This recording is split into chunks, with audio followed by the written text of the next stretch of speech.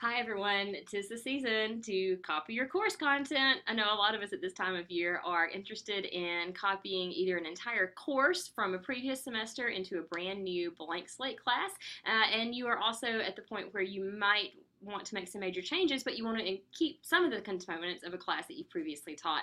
In this video, I'm going to walk you through how to copy an entire course or select parts of the course to copy from one section to the next. Now, I can tell you from personal experience that this is a really easy process, but it's also easy to mess up. And if you click the wrong thing, it can have kind of disastrous results in that you need to start completely over with your class. I've had that happen before, usually right at the last minute when I'm scrambling to get my classes ready, and it causes many tears and frustrations and maybe some curse words. So we don't want that to happen to you. So let's talk about the best way to copy your course content. First of all, you want to make sure you have identified two pieces of information. You want to make sure you know the way that the courses are listed. So you want to know the way the course is listed both for the class you're going into and the class that you're copying from.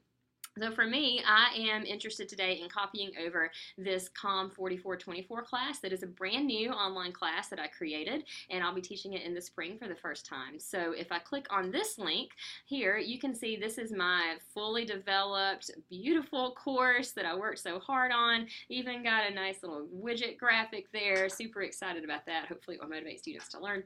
So you can see this is a complete class, got all my content, all my information there. So this is the class I want to copy from, and the class I want to copy into is this blank slate course, Uses and Effects of Mass Media. This is the spring 2017 section that I've been slated to teach. You can see this class is completely empty at this point. Let's change that.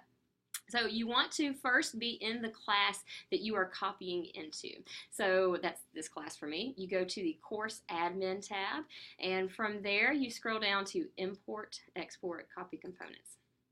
Now, D2L will ask you what class you want to copy from. So you search for the class that you are interested in copying from, and I usually do that by just typing in the course number.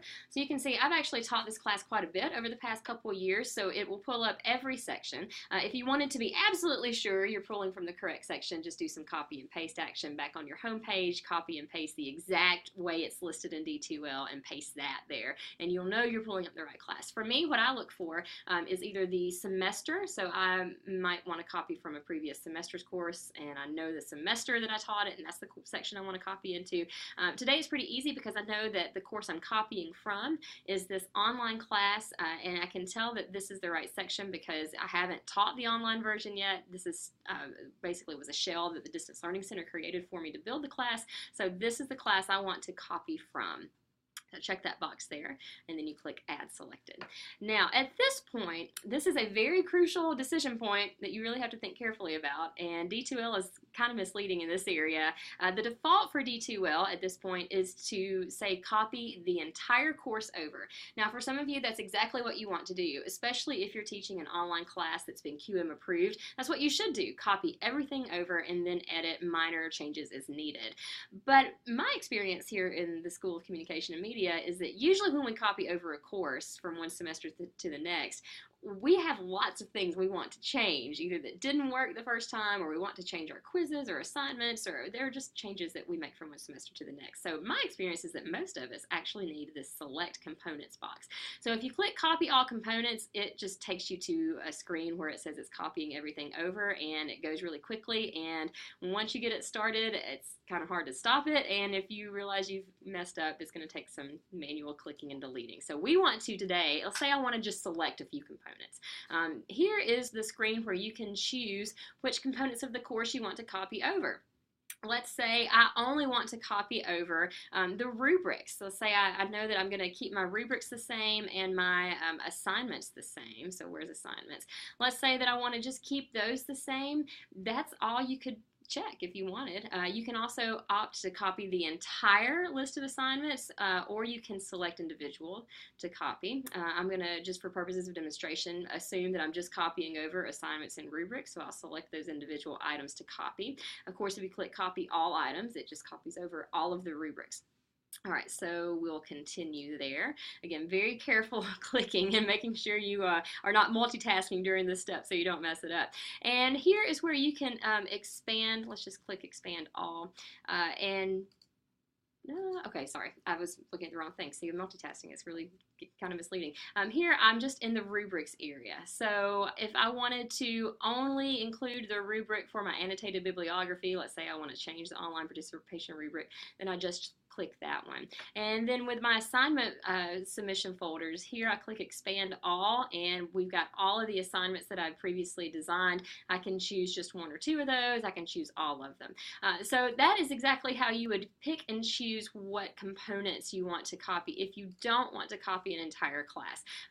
Let's say that you do want to copy an entire class. Let's go back here, find the course I want to copy from.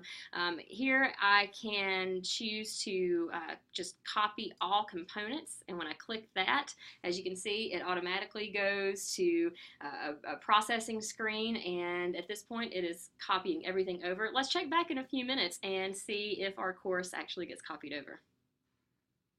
Okay, a couple minutes have passed, and you can see that the bar went from this in process graphic that was animated to a green check mark, which means that all of my content should be available.